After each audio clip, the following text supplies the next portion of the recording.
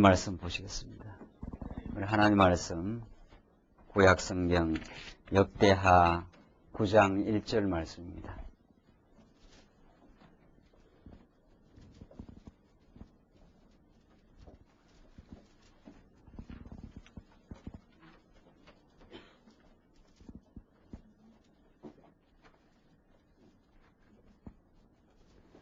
우리 하나님 말씀 구약성경 역대하 1장 1절 말씀입니다. 역대하 9장 1절 말씀입니다. 죄송합니다. 9장 1절입니다. 차이신 줄 알고 봉독 드리겠습니다. 스바 여왕이 솔로몬의 명예를 듣고 와서 어려운 문제로 솔로몬을 시험코자 하여 예루살렘에 이르니 수원이 심이 많고 향품과 많은 금과 보석을 약대에 실었더라. 저가 솔로몬에게 나와 자기 마음에 있는 것을 다 말하며 솔로몬이 그 묻는 말을 다 대답하였으니 솔로몬이 음미하여 대답지 못한 것이 없었더라. 스바 여왕이 솔로몬의 지혜와 그 건축한 궁과 그 상의 식물과 그 신복들의 좌석과 그 신하들의 시립한 것과 그들의 공복과 술관음과 그들의 공복과 여호와의 전에 올라가는 청계를 보고 정신이 현황하여 왕께 고하되 내가 내 나라에서 당신의 행위와 당신의 지혜에 대하여 들은 소문이 진실하도다. 내가 그 말을 믿지 아니하였더니 이제 와서 목도한 적 당신의 지혜가 크다 한 말이 그 절반도 못되니 당신은 내가 들은 소문보다 지나도다. 6절까지 봉독드렸습니다. 우리는 오늘 구약성경 역대하에 개진되는 우리가 잘 아는 내용, 스바 여왕, 남방 여왕인 스바 여왕이 솔로몬의 지혜를 듣고 와서 너무도 놀라고 하나님을 찬양하는 그 내용을 통해서 솔로몬의 부귀와 영화, 그 명성이 얼마나 그 당대에 대단했다는 것을 요즘식으로 말한다면은 이 당시는 스바 여왕, 남방 여왕이 와서 솔로몬의 부귀와 영화, 그 명성을 노래한 것이라면 요즘은 온 지구가 다 떠들썩한 그런 그 사건에 해당합니다. 오늘 이 말씀을 통해서 하나님께서 이제 다윗 왕조를 역대하에서 세우신 다윗 왕조를 이제 보호해 가시는데 먼저 그 솔로몬 왕으로 하여금 번영케 하시는 그 역사. 그래서 솔로몬의 성전이 지어지고 성전에 하나님께서 복을 허락하시고 또 솔로몬이 그 후에 이스라엘 백성들이 범죄하고 실수하더라도 이 지어놓은 성전을 통해서 하나님 앞에 마음을 돌이키게 될 때 이 나라가 영원히 멸망하지 않도록 보호해 주시라는 그 기도의 내용대로 이제 남쪽 유다는 이제 앞날이 그 창창하게 열려져 갑니다. 그러나 실제 이제 우리 조금 9장 10장 계속 공부해 보지만 이 나라의 백성들이 하나님을 잘 섬기거나 이 나라 백성들이 하나님 앞에 충성하고 봉사해서 이 나라가 참으로 그 앞날이 전망이 밝은 것이 아니라 그 나라를 보호해 주시는 것이 아니라 하나님께서 이미 아브라함에게 혹은 모세에게 그리고 가깝게는 다윗에게 약속하신 대로 하나님이 그 나라를 보호하시겠다고 하는 언약의 말씀에 기초해서 그 나라 백성들이 그 후에 실수하고 범죄해도 그 나라를 보호하시는 여호와 하나님이라는 것이 역대기 상하에 지금 이제 앞으로 개진이 되어 갑니다.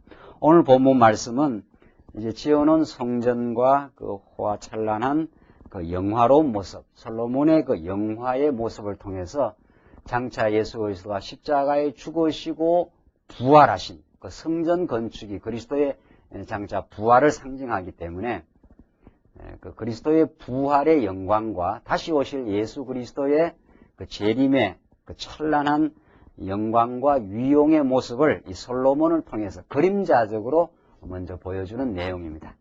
오늘 우리 9장 내용 한번 구체적으로 살펴보시면 9장 1절로 12절 보시면 스바 여왕이 솔로몬 왕을 방문하고 자기 나라에 돌아가는 그 내용이 나오는데, 다시 한번 읽어보십시다. 스바 여왕이 솔로몬의 명예를 듣고 와서 어려운 문제로 솔로몬을 시험코자 하여.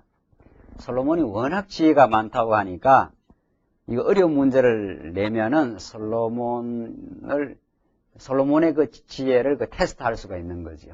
그러니까 쉬운 문제야 뭐 초등학생도 풀 수 있지만 아주 고급스러운 어려운 문제를 이제 가지고 오면은 그 실력이 검증이 되지 않겠어요? 그러니까 스바 여왕이 도대체 솔로몬이 그 명예가 대단하다는데, 명성이 대단하다는데, 지혜롭다는데 얼마나 그 지혜가 있는지를 어려운 문제를 가지고 와서 솔로몬을 그 테스트를 합니다.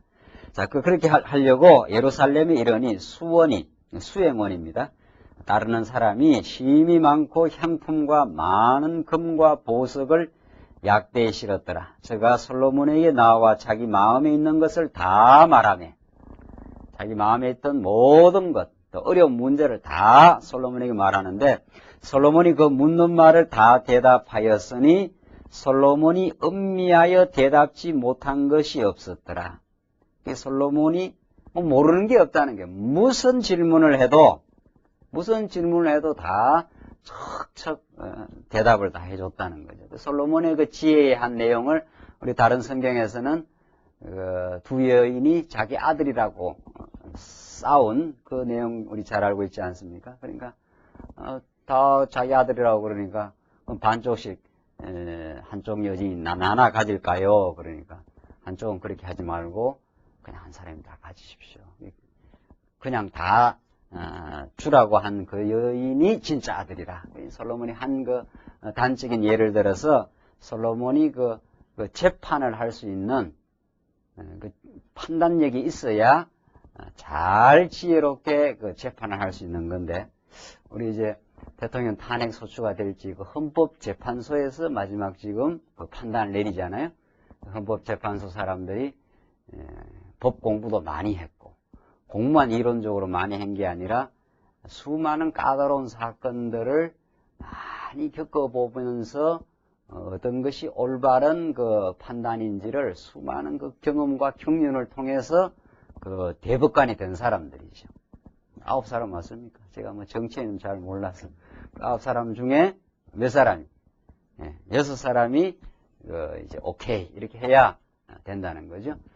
그 사람들이 이제 법 이론도 밝은 사람들이고 법 판단 경험도 많은 사람들이고, 이렇게 해서 이제 무엇이 옳고 그른지를 이제 판단 내리는 것처럼, 그런 것처럼 솔로몬이 무엇이 하나님의 선한 뜻이고 선한 뜻이 아닌 건지를 그 판단할 수 있는 그 판단 능력을 하나님께서 솔로몬에게 주신 거지요.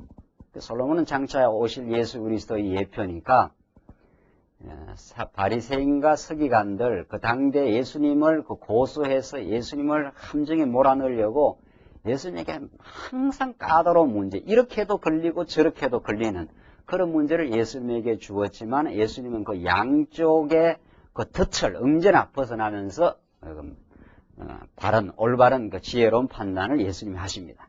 자, 정말 우리는 이 세상이 얼마나 험악하고 어려워서 언제나 우리들에게는 어려운 일이 많고, 이렇게 해도 문제가 되고 저렇게 해도 문제가 되는 이런 딜레마 상황 속에 우리가 언제나 삽니다. 그러니까 우리가 이 세상만을 바라보게 되면 머리가 복잡해져 어려워지는데, 솔로몬이 아무리 까다로운 그 서바 여인이 솔로몬에게 아무리 까다로운 그 질문을 던져도 왜 벗어날 수 있는가 하면은, 이 세상은 언제나 인간이 여기 있는데 이쪽에 해도 문제가 되고 이쪽으로 해도 문제가 됩니다. 이게 우리의 삶의 그 정황입니다. 삶의 정황. 아무리 이쪽을 잘 지혜롭게 하려고 해도 문제는 문제 속에 하나님께서 구조적인 문제 속에 우리를 던져놨어요. 던져놨기 때문에 내가 아무리 그 판단을 잘 하려고 해도 이쪽으로 하면 이쪽이 걸리고 이쪽으로 하면 이쪽이 걸리게 되어 있습니다. 하나님이 그렇게 해놨어요. 하나님께서. 그래서 하나님이 위로부터 주시는 하늘의 지혜의 말씀을 우리가 듣고 이렇게 되든 저렇게 되든 우리는 하나님의 정한 뜻대로 되시고 그것을 통해서 하나님을 우리가 배워갈 수 있다라고 하늘의 계시의 말씀을 들어버려야 모든 것이 합력해서 선을 이루어진다고 판단 내리는 그 계시적 판단이 우리 머릿속에 늘 살아 움직여야 이렇게 될 때도 하나님께서 우리를 하여금 하나님을 배울 수 있고 저렇게 되어도 하나님을 배울 수 있다고 하는 위로부터의 말씀이 떨어져요. 예수님이 바로 지혜의 근원입니다. 그러니까 우리가 우리의 지혜의 근원 되시는 예수 그리스도, 예수님을 우리의 삶의 주권자로 인정하지 않으면 언제나 내 중심적 사고방식에 사로잡히게 되죠. 그러면 이래 하나 저래 하나 문제는 발생합니다. 이렇게 하면은 좀 더 좋아질 것 같아도 이렇게 판단하면 이런 대로 또 어려움은 또 발생하고 이렇게 해도 또 발생합니다. 우리가 지금까지 살아오면서 우리의 가정적인 일이나 교회적인 일이나 사업적인 일이나 뭐가 깨끗하게 정리되는 건 없습니다. 언제나 문제가 발생하고 그 문제가 해결되면 새로운 문제가 또 발생하고 그렇게 진행돼 가는 것이 인생사의 연결고리이지 문제가 전혀 없음, 아무 문제가 없음, 그거야말로 죽은 인생입니다. 그거야말로 정말 재미없는 인생이고 그래서 지금 솔로몬이 스바야 왕이 아무리 어려운 문제를 가지고 솔로몬을 테스트해도 그 묻는 말을 다 대답했더라. 다. 그래서 대답지 못한 것이 하나도 없었더라. 이게 솔로몬에게 주신 하나님의 지혜의 말씀이고 예수 그리스도에게 주신 그 하나님의 지혜이시고 그 지혜를 우리가 깨닫게 되면은 우리는 하늘로부터 지혜를 얻어서 하나님께서 이렇게 하시든 저렇게 하시든 우리가 때로는 이렇게 판단 내려서 이런 어려움에 겪어도 하나님이 그걸 통해서 그게 작정되어 있는 코스라면은 그걸 통해서 우리 하나님을 배워갈 수 있고 또 우리 현상적으로 보면 이렇게 아니면 이렇게 아닙니까? 이렇게 하면 이렇게 되는 거, 이렇게 되면 저렇게 되는 건데 또 하나님께서 이쪽으로 인도해서 이쪽에 판단을 내려서 우리가 예상치 못하는 또 어려움에 봉착해도 인생은 늘 복병 속에 사는 건데 이렇게 되면 아무 문제가 없을 거도 내가 예측하지 못한 복병이 또 튀어나오는 거지. 그렇게 해도 하나님이 그 길을 정해놓으셨고 그걸 통해서 우리는 지혜로우신 그리스도를 더 의지할 수 있어서 좋다 이렇게 되어 있습니다. 그러니까 묻는 말에 대답 안 되는 게 하나도 없어요. 이 계시의 말씀을 들으면 무슨 일이든 하나님이 정해놓은 일이고 그걸 통해서 신앙을 더 키우려는 하나님의 정한 뜻대로 되어간다. 이게 우리의 답이에요. 그러니까 대답 안 되는 게 없는 거예요. 우리에게는, 예수 믿는 사람에게는. 어떤 까다로운 문제도 하나님께서 주셔서 내 힘으로는 못 풀게 하시고 하나님께서 풀게 하신다. 이게 하나님의 정한 대답이에요. 그 대답이 이 땅에서 생겨나지 않습니다. 대답은 위로부터 내려오고 궁극적으로 그 해답이 하늘로부터 계시로부터 내려오기 때문에 그래서 오늘 우리가 이 계시의 말씀을 듣습니다. 그래야 일주일 내내 이 문제 저 문제 이렇게도 어려워지고 저렇게도 어려워지고 어떻게 해야 될까? 어떻게 해야 될까 하는 자기중심적 고민에서부터 하나님이 정해놓으시고 하나님이 이 일도 허락하시고 저 일도 허락하셔서 하나님께서 이 일을 허락하신 이유를 깨닫게 하시고 우리를 알고 하나님을 의지하게 하십니다. 그게 우리의 답이에요. 그러니까 우리는 항상 내중심적으로 방법론을 통해서 인생을 풀어가려고 하기 때문에 문제가 복잡해져요. 방법을 써야 되지요. 방법 없이 어떻게 살겠어요. 그러나 방법 이전에 하나님께서 우리에게 왜 이런 어려움 가운데 두셨는가라고 하는 하나님이 허락하신 그 이유를 우리가 발견하면은 이 방법을 쓰든 저 방법을 쓰든 그건 그때그때 상황 따라서 우리가 판단 내리는 것 뿐이고 이렇게 되어지든 저렇게 되어지든 하나님의 능력과 하나님의 살아계심을 깨닫게 하는 게 목적이다. 그 방법 이전에 하나님의 목적을 우리가 발견하기 때문에 묻는 말이 대답 안 되는 게 없어요. 김 목사한테 한번 물어보세요. 일 어떻게 해야 됩니까? 저렇게 뭐 하나님께서 정한 대로 잘 되겠지요. 하나님께서. 이렇게 되면 이런 어려움이 생겨요. 어려움 생겨야 되겠지요. 어려움 통해서 하나님 우리를 더 연단시키겠지요. 그러면 하나님은 더 우리를 그리스도만 사랑하게 되겠죠. 대답 안 되는 말 하나도 없어요. 뭐 어려운 일이 있습니까? 대답 안 되는 말이 하나도 없어요. 하나님이 정한 대로 역사를 끌어가요. 영원한 경륜대로 역사가 진행되지 내 계획대로 진행이 안 된다는 거 아니에요. 대답 안 되는 말이 하나도 없는 거예요. 그걸 우리가 이 말씀 통해서 원천적으로 깨달아 버려야 머리가 풀려나가지 아무리 이 속에서 꼼지락꼼지락 해도 답이 안 나옵니다. 답은 여기서 나오지 않습니다. 여기는 방법만 나와요. 이렇게 되면 좀 좋을 것 같고 저렇게 되면 좀 좋을 것 같고 방법에서 답이 안 떨어져요. 답은 위로부터 떨어져 내려와요. 내가 허락했고 내가 지금 이끌어간다. 이게 답이에요. 그게 하나님이 하시는 답입니다. 하나님께서 어려움을 주시는데 누가 피하겠느냐? 하나님께서 역사를 굳게 만들었는데 누가 그 역사를 펴내겠느냐 이 말이죠. 그게 답이에요. 맞습니다 하고 범사에 하나님 인정에 들어가는 것이 우리가 해답을 얻은 거예요. 그래서 스바이 왕이 솔로몬을 공정에 집어넣어 보려고 어려운 문제를 줘서 테스트를 시켜도 거기서 훌훌 벗어나가 버리는 거예요. 솔로몬은. 3절 보십시다. 3절 9장 계속해서 3절 스바이 왕이 솔로몬의 지혜와 그 건축한 궁과 그 상의 식물과 그 신복들의 좌석과 그 신하들의 시립한 것과 그들의 공복과 술 관원과 그들의 공복과 여호와의 전에 올라가는 청계를 보고 정신이 현황하여 그러니까 솔로몬의 영광이 얼마나 대단했다는 걸 알 수 있죠. 솔로몬이 지혜도 넘치고 건축한 궁도 대단하고 그 먹는 식물도 막 그냥 너무너무 어리어리하고 또 거기에 함께 있는 신복, 신하들이죠. 신하들이 절비하게 시립 서 있는데 너무도 솔로몬의 그 영화로운 모습이 대단해서 정신이 현황했다 그럽니다. 스바이 왕이.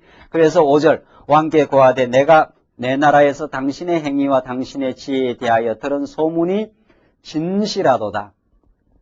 내가 그 말들을 믿지 아니하였더니 이제 와서 목도한 적 당신의 지혜가 크다 한 말이 그 절반도 못 되니 당신은 내가 들은 소문보다 진하도다. 정말 들은 소문보다 오히려 더 정말 그 영광이 더 크도다 이 말이죠. 그러면서 7절 복되도다 당신의 사람들이요 복되도다 당신의 이 신복들이요 항상 당신 앞에 서서 당신의 지혜를 들음이로다. 스바이 왕이 너무도 부러웠던 거죠. 솔로몬이 뭐 문제를 하나도 못 푸는 게 없고 솔로몬의 그 영광이 대단하니까 참 당신 사람들은 복이 있도다. 그걸 2번 이야기하잖아요. 그 반복용법이죠. 아주 강조하는 거죠. 복되도다 당신의 사람들이요 복되도다 당신의 이 신복들이요 항상 당신 앞에 서서 당신의 지혜를 들음이로다. 이걸 예수님이 그대로 이 아이디어를 복음서에서 인용을 하죠. 하늘의 그 지혜의 말씀을 듣는 너희의 귀와 하나님의 말씀을 볼 수 있는 그 눈이 복되도다. 예수님께서 그렇게 말씀하셔요. 솔로몬의 지혜를 듣고도 살았던 그 사람들이 얼마나 그 복된 삶이란 걸 이방 스바이 왕이 막 찬양을 하는 거 아니에요? 참, 그 지혜를 듣고 사는 사람들이 얼마나 그 복된가 이렇게 찬양을 하는데 솔로몬보다 어떻습니까? 예수님 말씀하시는 거예요. 솔로몬보다 더 어떻게 해요? 큰 이가 여기 있느니라. 솔로몬보다. 마태복음에서도 그렇게 말씀해요. 마태복음에서 그렇게 해요. 이제 남방 여왕이 와서 이제 너희들을 정죄할 것이다. 바리새인과 서기관들이 표적을 보여달라 그래요. 예수님한테 와서. 예수님이 실제 그렇게 표적을 보여주고 당신이 하늘로부터 하나님의 아들 구약이 예언한 메시아라는 걸 증명을 해줘도 그걸 못 깨닫죠. 자꾸 예수님께 표적을 내놔라는 거 아니에요. 그렇게 예수님께서 내가 요나의 표적 밖에는 보여줄 표적이 없다. 요나의 표적 최고의 표적 죽었다가 3일 만에 살아날 것. 그 표적을 보면 너희가 이제 내가 메시아인 걸 알게 될 것. 그래도 서기관과 바리새인이 그걸 모르죠. 그러면서 예수님이 하시는 말씀이 이제 남방 여인이 와서 너희들을 정죄하게 된다. 남방 여인은 솔로몬한테도 와서 그 지혜의 말씀을 들으려고 그 머나먼 곳에서 지혜의 말씀을 들으러 왔는데, 너희들은 이 지혜의 원천인 내가 여기 와 있는데도 솔로몬보다 더 큰 이가 여기 있지 않느냐? 그런데도 너희들은 지금 내 말을 지금 못 알아듣고 있다. 서기관과 바리새인에게 하는 말씀의 맥락 가운데 그렇게 말씀합니다. 그러니까 스바 여왕이 솔로몬의 지혜의 말씀을 듣는 이 사람들이 얼마나 참 복이 있는 사람들인가, 이렇게 찬탄을 금치 못했던 이 내용은 우리들에게는 너무도 참 그대로 이 그림자 솔로몬, 그림자요 모형인 솔로몬보다 더 우월하신, 정말 솔로몬보다 더 큰 이신 예수 그리스도의 우리는 말씀을 지금 듣고 사는 우리들이죠. 그러니까 우리가 얼마나 참 복된 사람들인가, 얼마나 우리가 행복한 사람들인가 하는 거죠. 우리 중심으로는 답 안 풀립니다. 절대로 답이 안 풀려요. 인생에 우리는 해답을 얻을 수가 없어요. 하나님이 인생의 문제 상황에 집어넣어놨기 때문에, 그걸 우리 신학적으로 성경적으로는 죄악 가운데 집어넣어놨기 때문에 우리 힘으로 죄의 문제를 풀어낼 수가 없어요. 우리 힘으로 인생의 머리를 정리해 줄 길이 없다는 거죠. 그러나 하나님께서 그리스도를 보내어서 그리스도가 메시아임을, 우리의 왕이심을, 왕이 우리들에게 모든 역사를 이끌어간다는, 역사가 지금 계속 우리 인생의 역사가 진행되는데 왕이 그렇게 진행해 간다고 깨달아야 그 역사의 문제가 풀리지, 왕을 모르고 내가 내 인생의 역사의 길을 내가 이렇게 풀어간다고 생각하니까 머리가 복잡한 거 아니냐 말이죠. 이래도 복잡하고 저래도 복잡한 거죠. 답이 여기에 있습니다. 이 그리스도의 말씀을 우리가 주일마다 수요일마다 우리 성도대학 할 때마다 듣고 사는 우리가 얼마나 우리가 복된 사람들이냐 말이죠. 우리는 그렇게 예수 믿는 겁니다. 그래서 우리가 예수 믿고 행복한 거예요. 오늘날처럼 예수 믿었으면은 복잡하고 이 계시의 말씀, 언약 성취의 말씀, 그러니까 하나님께서 모든 걸 정해놓으시고 지금 역사를 이끌어가요. 우리가 지금 21세기에 사는데 모든 역사는 하나님의 영원한 작정하신, 영원 안에서 작정한 건 그대로 이루어져요. 하나님이 작정한 것이 이루어져요. 하나님이 작정되지 않는 것은 이 땅에 드러날 수가 없어요. 영원한 것이 지금 계시되고 있는 게 오늘 계시의 현장이거든요. 그러니까 하나님의 언약은 곧 작정이에요. 내가 알파요 오메가라, 내가 처음이요 나중이라. 우리 편에서 볼 때 이게 길게 늘어져 있지, 역사가 길게 진행되지, 하나님 편에서는 그냥 한순간이에요. 하나님 편에서는 여기서부터 여기까지 일어나는 것이 한 점이에요. 그냥 하나님 편에서는. 우리 인생이 지금 앞으로 어떻게 진행될까, 우리 아이들이 어떻게 될까, 우리 사업이 어떻게 될까, 이게 다 고민스럽고 문제스러운 것들 아닙니까? 우리가 괜히 지금 고민하고 있는 거지, 하나님 편에서는 영원해서 작정해놓고 지금 그대로 지금 실현시키고 있어요. 그대로. 내 뜻대로 되는 게 하나도 없습니다. 내가 태어나고 싶어 태어난 것도 아니고 죽고 싶다고 죽는 것도 아니에요. 하나님이 정한 대로 지금 계속 진행되고 있어요. 그러니까 내가 알파요 오메가라, 이 기나긴 역사의 현장이 하나님의 작정 속에서는 점도 안 돼요. 점도. 정해진 게 그냥 막 성취되고 있는 거예요. 그런데 이 정해졌다는 이 작정을 우리는 요한복음에서 이걸 로고스라 그러지 않아요? 태초에 로고스가 계시니라. 그 로고스가 말씀이 되어 하나님의 뜻을 지금 드러내는 거거든요. 그런데 이 로고스 되는 그 말씀을 깨닫지 않고 오늘 여기서 문제가 풀리겠느냐 이 말이죠. 그러면 전부 자기 중심이죠. 그때부터는 전부 자기 중심으로 고민하고 있는 것뿐이에요.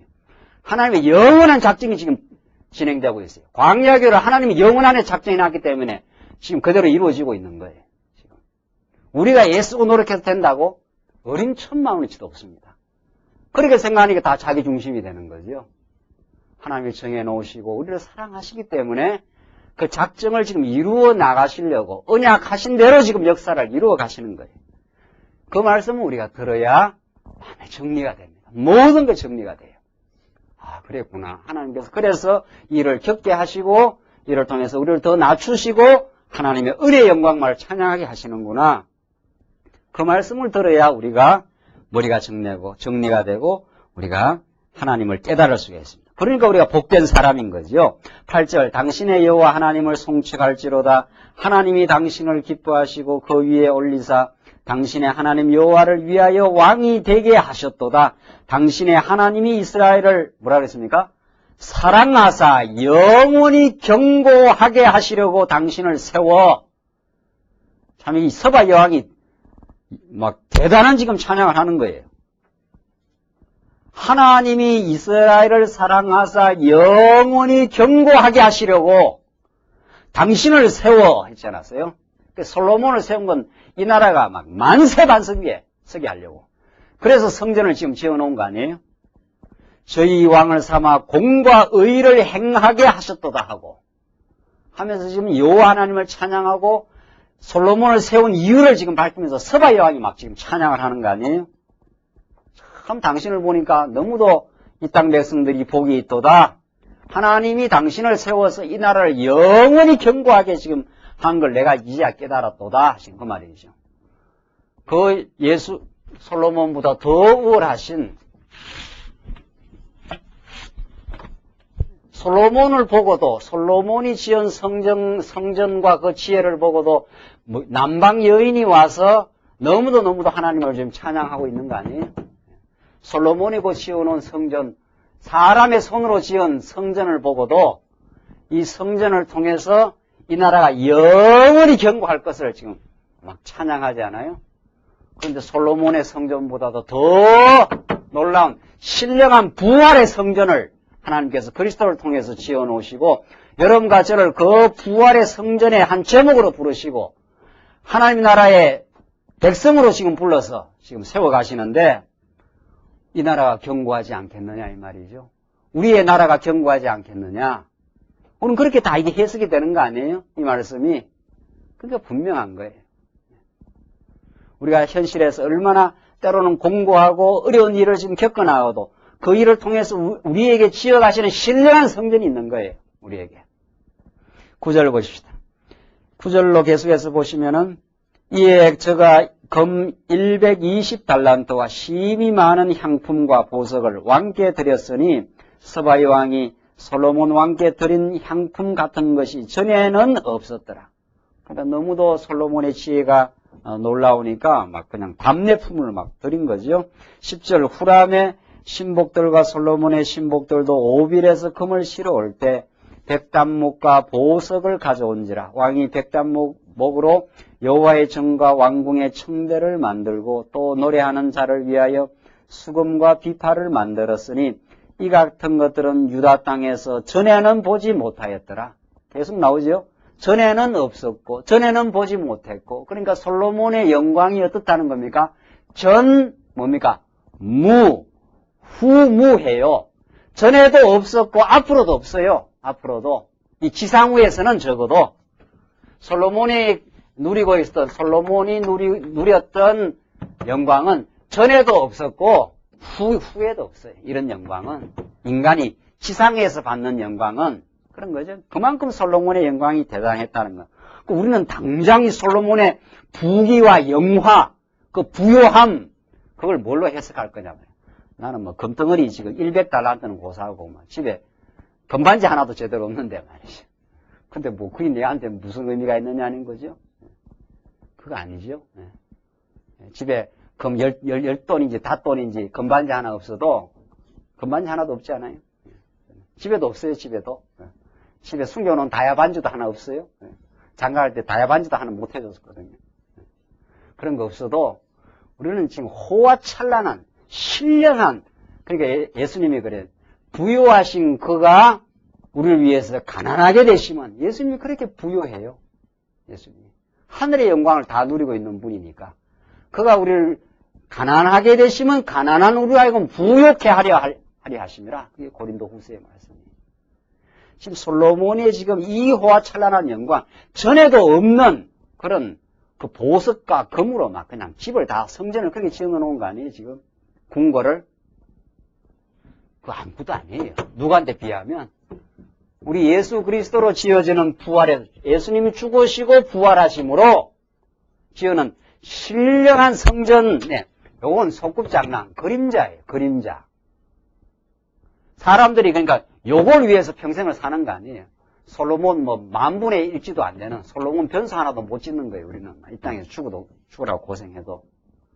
그걸 위해서 삶의 목적으로 삼지만은 이거하고는 비교도 안 되는 영원한 성전이, 부활의 성전이 지금 우리 안에 지어지고 영원히 거기서 살 거예요, 우리는. 영원히. 잠시도 사는 거 아니에요. 그러니까 이 땅에서 눈물 흘리고 고통받고 연단받고 해도 천국 가서 영원히 신령한 집에서 살 거예요. 그 신령한 집을 우리가 지금 이 땅에서 말씀으로 지금 느끼는 거죠.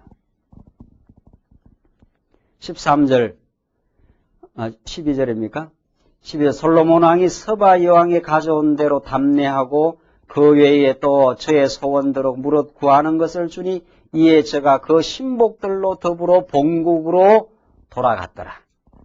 그러니까 뭐 솔로몬 왕이 뭐 워낙 부유하니까 뭐 서바 여왕은 지혜의 말씀을 들으려고 좀 뭐 이렇게 가져온 거지요. 그것만 다 가져온 대로 다 담례를 해버렸어요. 철철철철 흘러 넘치는 거죠. 솔로몬의 부요가. 그 부유한 모습이 13절부터 더 계속 나오는데 전무후무한 그 풍요의 모습을 한번 보십시오. 솔로몬의 세입금의 중수가 666금 달란트요. 그 외에 또 상고와 객상들이 가져온 것이 있고 아라비아 왕들과 그 나라 방백들도 금과 은을 솔로몬에게로 가져온지라. 이거 막 그냥 금덩어리가 막 들어 들어오는 거예요, 솔로몬한테. 그래서 15절, 솔로몬 왕이 쳐서 느린 금으로 큰 방패 200을 만들었으니, 방패 200개가 전부 금덩어리로 막 그냥 만든 거예요. 방패 하나만 있으면 우리는 막 평생 묵고 살고, 우리 예배당 짓고, 광야교회 한 반만 잘라도, 막 그렇게 많은 거예요. 그 금방패가 막 큰 금방패가 200개를 늘려서 만들었으니까. 그러니까 이거는 뭐 아주 극치의 영광스러운 모습을 지금 보여주는 거죠. 매 방패에 든 금이 600세겔이며 16절 또 쳐서 느린 금으로 작은 방패에 300을 만들었으니 매 방패에 든 금이 300세겔이라. 왕이 이것들을 레바논 나무 궁에 두었더라. 궁 안에다가 막 300개, 또 큰 방패는 200개, 500개를 막 쫙 금으로 만드는 걸 늘어놨으니까 이게 다 어디 갔어요, 이게. 이게 다 바벨론 왕이 와서 다 훔쳐가거나 다 가져갔거나 막 그냥 이게 다 사라진 거죠. 17절 왕이 또 상하로 큰 보좌를 만들고 정금으로 입혔으니 그 보좌도 막 금덩어리로 만들고 18절 그 보좌에는 6,000개와 금족대가 있어 보좌와 연하였고 안전자리 양편에는 팔걸이가 있고 팔걸이 곁에는 사자가 하나씩 섰으며 또 12사자가 있어 그 6,000개 좌우편에 섰으니 아무 나라에도 이같이 만든 것이 없었더라. 시대적으로도 전무후무하고 어느 나라에도 이렇게 만들어 놓은 그 보좌가 없다는 거죠. 20절 솔로몬 왕의 마시는 그릇은 다 금이요. 그릇이 다 금으로 마셨어요. 그냥 그릇이. 솔로몬 나무 궁의 그릇도 우리야 뭐 금 몇기 칠한 거 아니에요? 아주 좋은 음식은 금으로 막 몇기 칠한 거죠. 이건 몇기 칠한 게 아니고 그냥 금덩어리로 다 만든 그릇으로 식사를 하고 레바논 나무의 궁들의 그릇도 다 정금이라. 솔로몬 시대의 은을 귀히 여기지 아니함은 왕의 배들이 후람의 종들과 함께 다시스로 다니며 그 배가 3년에 1차씩 금과 은과 상어와 잔나비와 공작을 실어옵니더라. 이 시대는 은이 별로 귀하지 않을 정도로 금이 너무도 많으니까 이걸 막 그냥 3년에 1차씩 막 실어다 가지고 와서 막 궁궐이고 뭐고 보자고 먹는 그릇이고 막 전부 금덩어리라 이 말이죠. 오늘 이 황금 만능주의, 오늘 이 시대 황금 만능주의, 뭐 돈이면 최고, 돈으로 이제 금사고 다 이 땅에 물질적으로, 육신적으로 우리가 필요한 걸 다 획득할 수 있는 게 그 돈이니까. 근데 솔로몬의 그 황금은 이로 말할 수 없었다는 거죠. 이 솔로몬의 찬란한 영광은 장차 오실 예수 그리스도 부활의 영광이고 다시 오실 천군 천사를 거느리고 이 땅에 오셔서 이 나라를 싹 죄악의 나라를 없애버리고 새하늘과 새 땅, 새 예루살렘을 황금보다도 더 찬란하게 지으실 그리스도의 영광스러운 모습입니다. 이게. 그러니까 솔로몬보다 더 큰 이가 여기 있느니라 우리에게 그 신령한 솔로몬보다도 훨씬 더 크신 진짜 왕이신 영광스러운 예수 그리스도가 우리 눈에 얼마나 보이느냐. 이게 우리의 신앙의 핵심이에요. 오늘 우리는 이 역대기 상하에 개진되는 솔로몬 왕을 하나님께서 언약하신 대로 다윗에게 언약하신 대로 그 나라를 견고하게 해주겠다. 견고하게 하려면 지혜가 있어야 되고 보세요. 견고하게 하려면 지혜가 있어도 구약시대에 되면 아주 황금 덩어리가 있어야 그 나라가 부유하고 견고한 나라가 되는 거죠. 한 가정이 한 교회가 이게 제대로 이루어지려면은 그 지도 집단에 지혜가 있어야 되는 거 아니에요? 어떤 뭐 집단이든. 근데 우리 교회의 지도자가 누구냐 말이죠. 우리 교회의 지도자가 예수 그리스도이신데 예수 그리스도의 지혜의 말씀을 우리가 듣고 우리의 지혜가 풍성히 넘치면은 우리 하나님의 교회가 얼마나 견고해지고 하나님의 교회가 얼마나 풍성해진다는 걸 너무도 상징적으로 그림자적으로 잘 보여줘요. 우리는 참 예수 안에서 우리가 진리의 말씀을 깨닫고 우리 지체들과 그 진리를 나누면서 우리가 얼마나 이 복잡하고 어려운 세상살이를 지금 살아갑니까?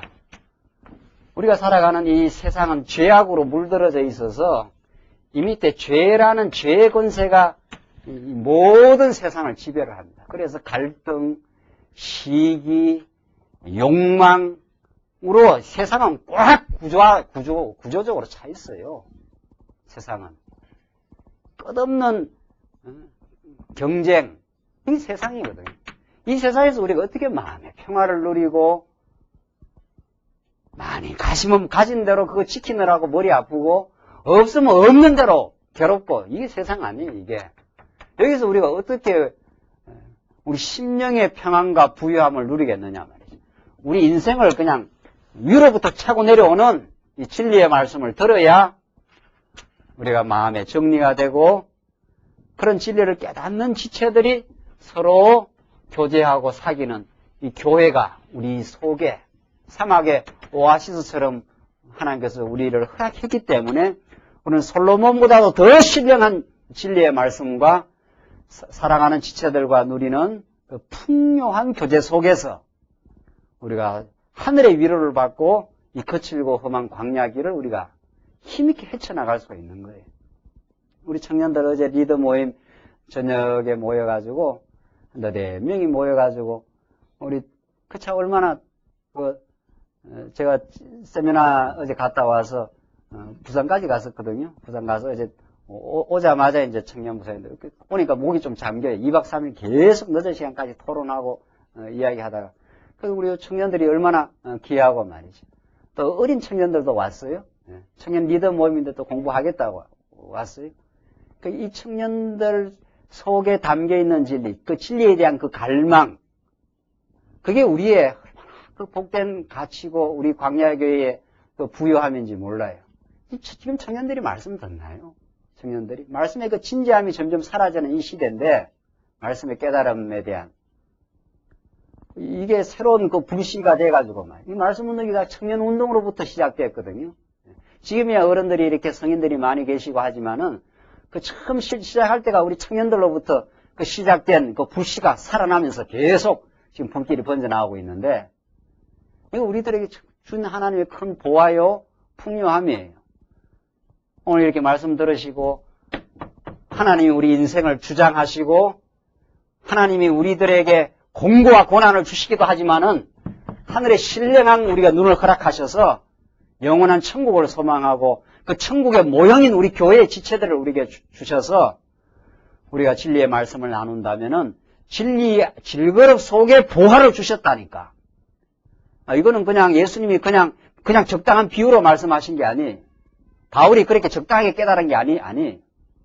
잠언서에 보면 지혜가 금보다도 더 귀하다고 잠언서에 그렇게 나와요. 솔로몬을 보면서 우리가 아이고, 솔로몬은 참 좋았겠다 말이죠.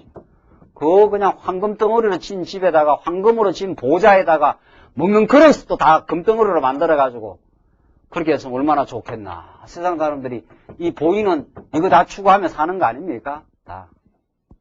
이거 유가 아니에요. 이거 유가. 우리가 지금 깨닫는 진리와 진리를 깨닫고 우리가 지어져가는 하나님의 교회의 서로 교제와 서로 사랑하고 서로 이해하고 서로 진리에 의해서 위로를 받고 살아가는 우리 더부살이는 솔로몬의 성전과 비교가 안 되는 아름다운 영화로운 풍요한 삶을 우리가 구가할 수 있어요. 구약은 그림자일 뿐 아니에요. 구약은 이거는 그림자 정도예요. 우리는 실체를 누리고 살아요. 실체를. 오늘 이 시대에 이 말씀의 깨달음이 없기 때문에 다 빈곤한 거예요. 다. 정신적으로 빈곤하고 마음으로 빈곤하고 그런 거죠.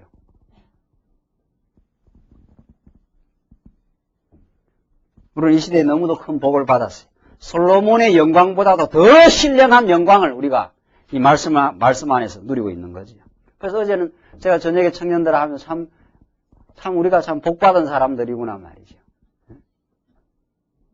말씀을 우리가 늘 같이 배울 수 있고 그 말씀을 함께 누릴 수 있는 우리 지체들을 우리가 이렇게 더불어 살아간다는 건 우리 얼마나 큰 복을 받은 사람들이냐 말이죠. 우리 그걸 실제로 교회 생활 통해서 신앙 생활 통해서 누리는 게 중요해요. 9장 22절 계속 보십시다. 솔로몬의 지혜로 인하여 천하 열왕이 정한 조공을 드립니다. 보십시오. 22절. 솔로몬 왕의 재산과 지혜가 천하 열왕보다 큰지라. 이렇게 부여해요. 천하 열왕이 하나님께서 솔로몬의 마음에 주신 지혜를 들으며 그 얼굴을 보기 원하여 각기 예물을 가지고 왔으니 천하 열왕들이 솔로몬 지혜를 듣고 그 얼굴 한번 보려고 막 예물을 갖고 올라왔다는 거죠. 이 참 실감나는 이야기예요. 우리 말씀운동 초기에 우리가 말씀을 듣기 위해서 그냥 상지사방 지방에서 말이죠. 사경에 한다고 하면은 그냥 열의를 제쳐놓고 막 전부 휴가를 거기다 맞춰왔어 말이죠. 휴가가 제가 3박 4일 휴가를 내야 되는데 2박 3일밖에 안 되고 제가 2박 3일만 듣고 상해 참사하고 돌아간 날인데 그냥 뒷골 땡겨갖고 막 하루 더 듣고 가야 되는데 그럼 뭐 직장에 2박 3일밖에 휴가를 안 주니까 할 수 없는 거죠. 그래갖고 막 1년 내내 사경에 가서 우리 지체들 만나서 말씀 듣고 우리 인생의 근본적인 해답을 다시 얻고 그렇게 하기를 그렇게 우리가 사모했던 시절이 있어요. 또 지금도 마찬가지지만은 여러분들 그 평양 사경에 1917년 한 100년 전입니까? 100년은 다 안 됐는데 그때 우리 말씀 같은 말씀이 아닌데도 그 한국 교회사에 그 기록이 남아 있어요. 그때 평양 대부흥 시절이에요. 그래도 상당히 지금 한국 교회보다는 훨씬 그래도 건전한 시대입니다.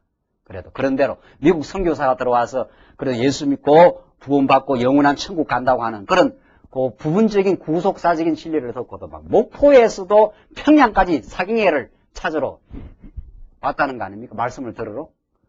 그 시대에 그 무슨 뭐 교통이 제대로 좋았습니까? 뭐 그게 한국 교회사에 나와요.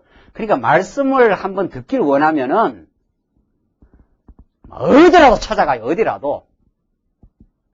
그게 옛날 말로 말하면 그 구도자라는 거거든요. 그러니까 목숨 걸고 갑니다. 말씀 제대로 전하는 곳에 가서 내가 인생의 해답을 얻어야 되겠다 싶으면은 목숨 걸고 가는 거예요. 목숨 걸고. 지금 우리가 너무 편안해가지고 말이죠. 아이고 수요일날 뭐 너무 멀어서 못 가겠다. 서울에서 아니, 이래되면 또 수요일날 오라는 것 같은데 수요일날 오지 마십시오. 생각이 있으면 오시고 말씀 듣기를 들을 마음이 있어야 와야 되지 뭐 제가 오라고 그런 거 아니에요. 진짜.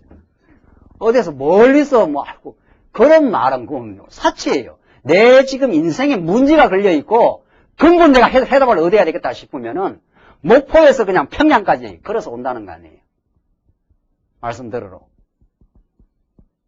그 인생에는 진리의 갈증이 느끼기 시작하면은 나 이 말씀 들어야 내가 오늘 살겠다고 싶으면은 어딘들 쫓아 못 가겠어요? 어딘들?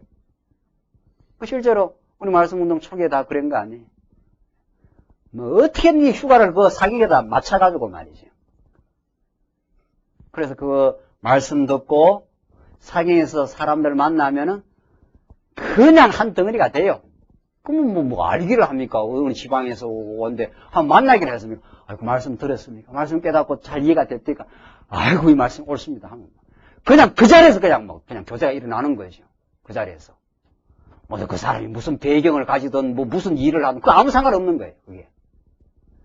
그래서 밤새도록 그냥 서로 말씀 깨닫는 거에서 감사하고 이 말씀 들으니까 이렇게 정리가 됩니다. 이렇게 복잡스러운 세상에 우리가 사는데 하는 것마다 다 문제에 봉착하면 우리 어려운 세상을 살아가는데 하늘로부터 막 그냥 해답이 떨어지니까 하나님이 다 역사하시고 하나님이 정한 대로 되고 지금 인생이 내 뜻대로 되는 게 아니고 그것이 하나님이 섬기는데 가장 좋은 뜻대로 지금 돼간다고 그냥 말씀에서 떨어지니까 그러니까 마음에 평안을 얻고 마음이 즐거움을 얻으니까 그런 즐거움을 얻은 사람들이 또 교제를 하니까 그렇게 해결이 됐습니다. 그렇게 복잡하고 힘들었는데 이제는 말씀 듣고 인생이 정리가 됐습니다. 이 소리가 옆에 지체들 소리에서 쾅쾅쾅 터져 나오니까 그게 우리에게 다시 또 공명이 되는 거지요. 혼자 말씀 듣는 거 아니에요, 절대로. 혼자 말씀 듣는 거 아니에요. 여러분들 식사 혼자 하니까 밥맛 있습니까? 제가 요즘 연구하고 뭐 바쁘다고 집에서 밥을 다 안 먹거든요. 저녁에 뭐 밥 먹으러 올라가면 또 1시간 또 보내고 와서 또 마누라하고 또 대화도 한 판 해야 되잖아. 또 뭐 이것이 시간 빼면 뭐 연구할 시간이 없어요. 그러니까 뭐 생식 갖다 놓고 바쁘면 생식에다가 그냥 갈아가지고 그냥 과일은 하나 태워서 그냥 그건 이제 안 죽으려고 먹는 거지 그거는. 그건 안 죽으려고 먹는 거예요. 무슨 맛으로 먹는 것도 아니에요. 그냥 시간도 없고 막 지금 바쁘고 하니까 그렇게 먹으면 밥맛이 없어요. 그냥 안 죽으려고 그냥 건강만 유지해야 되니까 먹는 거지. 근데 우리 성모님들하고 주일날 먹든지 성도님들 뭐 일이 있어서 같이 너댓 명이 되었으면 같이 식사하고 대화하고 말씀 나누고 하면 그렇게 좋을 수가 없잖아요. 말씀 뭐 혼자 잘 깨닫는 거 아니에요. 그래서 교회 와서 더불어 같이 깨닫고 같이 깨닫는 걸 같이 나누고 그게 우리 교회 생활이에요. 그게 풍요한 교회 생활. 솔로몬이 그렇게 황금덩어리로 많았다는데 우리는 황금덩어리보다 더 귀한 진리의 말씀, 제가 늘 그래요. 여기는 다이아몬드, 여기는 사파이어, 여기는 진주, 성경에 막 그냥 보화가 더글더글 굴러다녀요. 그걸 우리가 듣고 누리고 서로 이 말씀 들으니까 이렇게 정리가 됩니다. 그걸 우리가 서로 나누는 삶이죠. 그게 우리 부유한 삶이에요. 그래서 우리 교회 생활이 그 말씀을 나누고 위로하고 서로 사랑하는 삶이에요. 그래서 지금 천하열왕이 하나님께서 솔로몬의 주신 지혜의 말씀을 듣기 위해서 예물을 가지고 막 쫓아온 거지요. 곧 24절 은그릇과 금그릇과 의복과 갑옷과 향품과 말과 노새라 해마다 정한 수가 있었더라. 솔로몬의 병검에는 말의 외양간이 4천이요 마병이 1만 2천이라 병거성에도 두고 예루살렘 왕에게도 두었으며 솔로몬이 유브라데 강에서부터 블레셋 땅과 애굽 지경의 열왕을 관할하였으며 얼마나 유브라데인가 막 저쪽 북쪽부터 지금으로 말하면 이란 그쪽 아니에요. 막 굉장히 솔로몬의 영토가 확장된 거죠. 그러니까 블레셋 애굽 지경까지 열왕을 다 관할을 했다. 그 지혜의 말씀이 솔로몬에게 떨어지니까 모든 나라를 그 관할하고 통치할 수 있는 그 힘이 생긴 거지요. 마찬가지예요. 하나님의 지혜의 말씀이 우리의 생각을 지배해야 우리의 모든 마음과 건강을 지배를 해요. 말씀이 있어야. 그 말씀이 말씀대로 선포되고 말씀을 여러분과 제가 진지하게 배워야 온 교회가 평안과 강건하게 관할이 돼요. 그 외에 다른 방법이 없어요. 그 외에 아무리 생각해도 광야의 교회가 하나 통치되고 질서가 생기는 건 다른 길이 있을 수가 없어요. 다른 길이. 뭐 세상 방법처럼 권력을 쓰겠습니까? 돈 힘을 여기 발휘하게 하겠느냐 말이죠. 뭘로 우리 성도님들의 마음을 평안을 주고 마음에 기쁨을 주고 서로 교제할 수 있도록 엮어내겠는가. 다른 공감대가 있을 수가 없어요. 인간은 다 각자예요. 다 각자. 다 각자 자기 중심이 다 있어요. 다 가치관도 다 다르고 다 달라요. 다 사람마다 생김새도 다 다르고 이거밖에 없어요.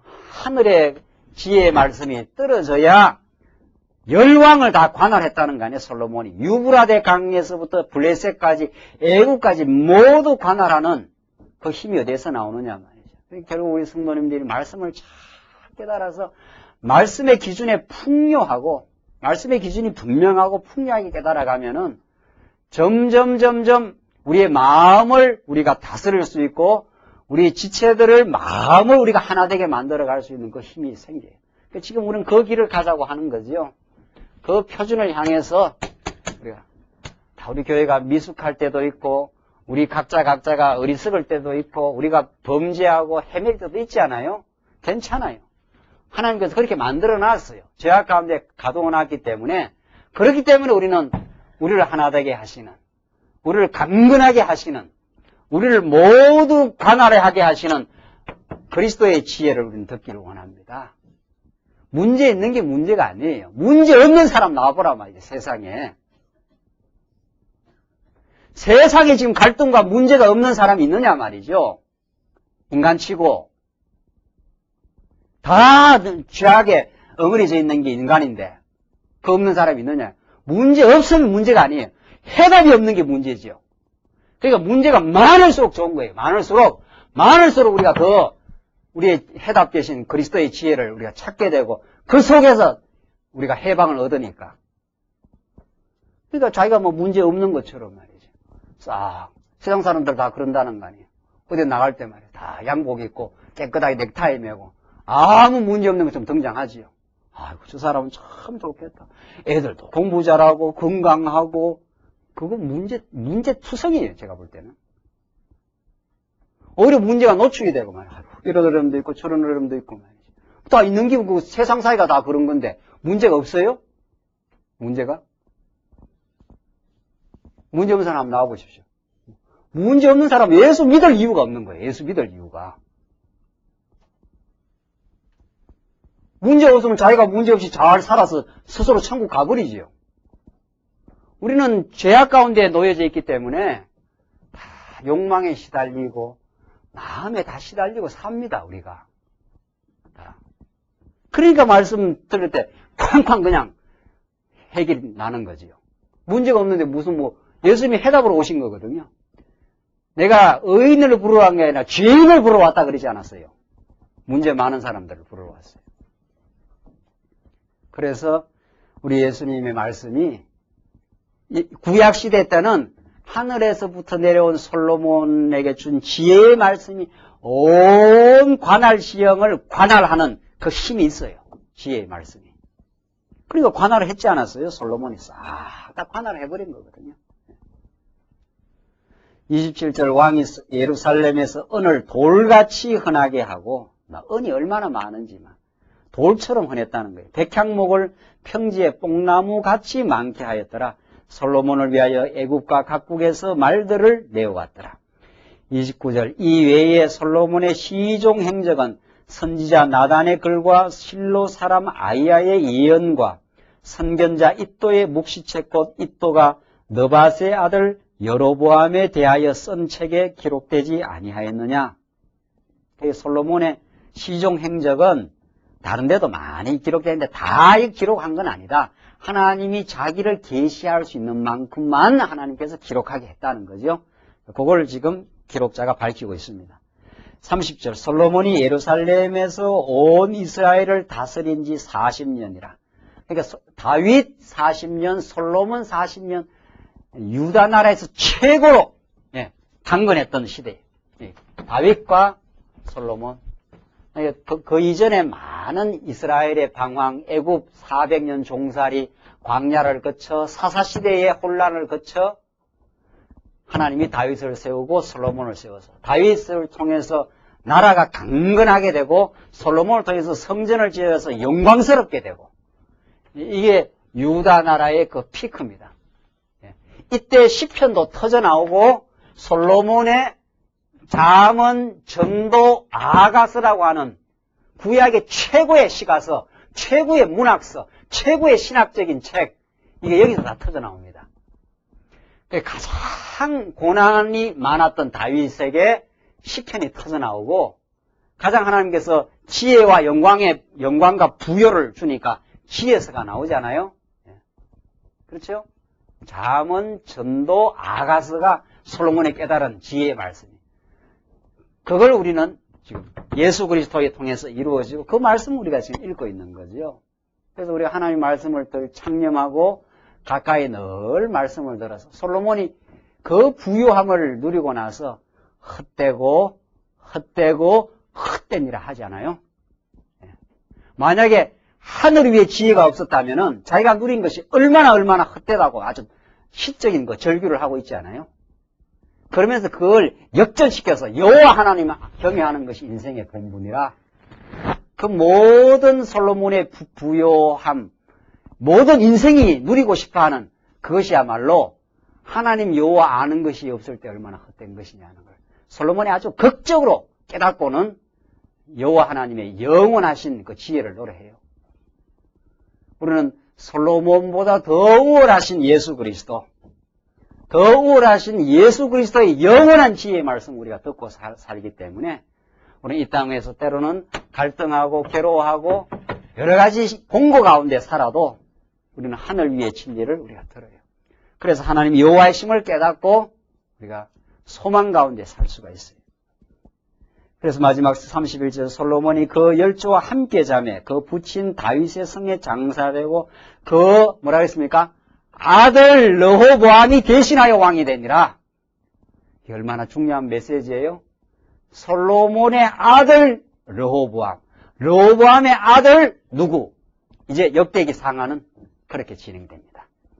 하나님께서 주신 유다 지파에서는 아들로 그 왕통이 계승되어가는 이 역사. 북이스라엘은 다윗을 떠난 북이스라엘은 아들이 아니라 막 계속 구테타가 일어나고 계속 왕조가 바뀌어요. 그래서 이거는 아주 망해버려요. 아수르에서 아주 망해.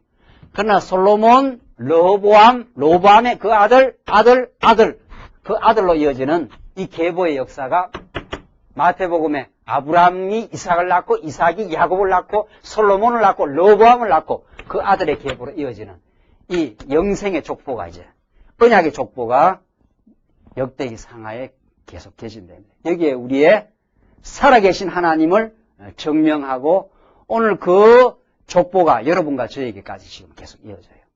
그 예수 그리스도가 이 땅에 언약의 역사를 지금 이루어져가는 그 현장의 내용을 우리는 역대기 상을 통해서 확인할 수 있습니다. 기도하십시다. 우리 자비하신 하나님 아버지, 솔로몬에게 보여준 그 부요와 영광스러움이 장차 오실 메시아의 부활과 다시 오실 그리스도의 그 재림의 영광을 그림자적으로 우리에게 잘 보여주고 있음을 오늘 깨달았습니다. 우리 이 땅 살면서 이제 이 땅에 보이는 영광에 마음 빼앗겨 사는 그 어리석은 삶이 아니라 우리에게 이미 주어진 신령한 진리의 말씀과 하나님 나라의 모형이신 우리 교회에 사랑하는 지체들과 더불어 우리가 진리 안에서 풍성한 삶을 살고 있음을 이제 말씀을 통해서 깊이 깨닫게 하셔서 이 거칠고 험악한 죄악 많은 세상 가운데서도 죄인을 부르러 오신 우리 그리스도를 의지하며 진리 안에서 서로 사랑하며 이제 참으로 진리가 혼돈된 이 시대에 진리의 표대를 우리가 잘 기준을 잡아서 전진해가는 아름다운 교회 될 수 있도록 주께서 우리와 함께 하시옵소서. 예수님 이름으로 기도하옵나이다. 아멘.